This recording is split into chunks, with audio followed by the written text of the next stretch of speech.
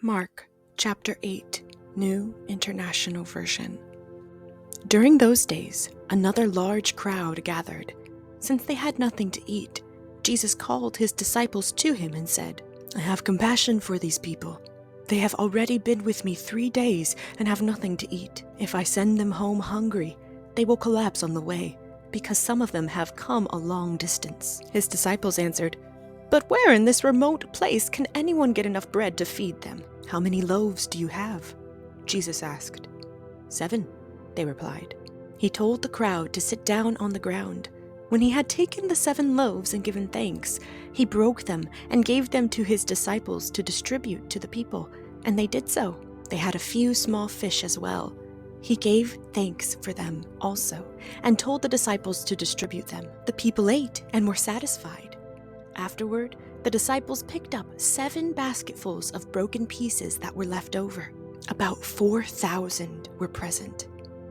After he had sent them away, he got into the boat with his disciples and went to the region of Dalmanutha. The Pharisees came and began to question Jesus to test him. They asked him for a sign from heaven. He sighed deeply and said, "Why does this generation ask for a sign? Truly I tell you, no sign will be given to it." Then he left them, got back into the boat, and crossed to the other side. The disciples had forgotten to bring bread, except for 1 loaf they had with them in the boat. "Be careful," Jesus warned them. "Watch out for the yeast of the Pharisees and that of Herod." They discussed this with one another and said, "It is because we have no bread." Aware of their discussion, Jesus asked them, "Why are you talking about having no bread? Do you still not see or understand? Are your hearts hardened? Do you have eyes but fail to see, and ears but fail to hear? And don't you remember? When I broke the 5 loaves for the 5,000, how many basketfuls of pieces did you pick up?"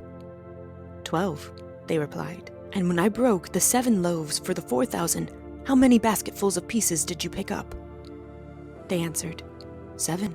He said to them, "Do you still not understand?" They came to Bethsaida, and some people brought a blind man and begged Jesus to touch him. He took the blind man by the hand and led him outside the village. When he had spit on the man's eyes and put his hands on him, Jesus asked, "Do you see anything?" He looked up and said, "I see people. They look like trees walking around." Once more, Jesus put his hands on the man's eyes. Then his eyes were opened. His sight was restored, and he saw everything clearly. Jesus sent him home, saying, "Don't even go into the village."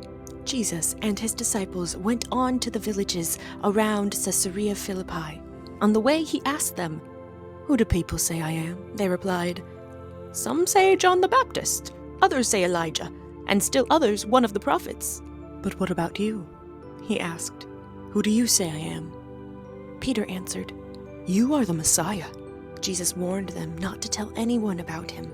He then began to teach them that the Son of Man must suffer many things and be rejected by the elders, the chief priests, and the teachers of the law, and that he must be killed and after 3 days rise again. He spoke plainly about this, and Peter took him aside and began to rebuke him. But when Jesus turned and looked at his disciples, he rebuked Peter.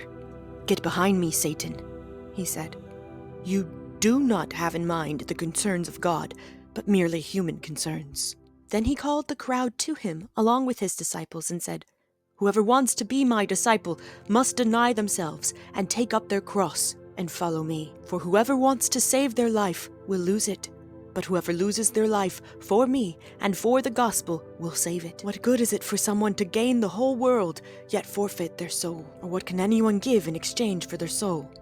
If anyone is ashamed of me and my words in this adulterous and sinful generation, the Son of Man will be ashamed of them when he comes in his Father's glory with the holy angels."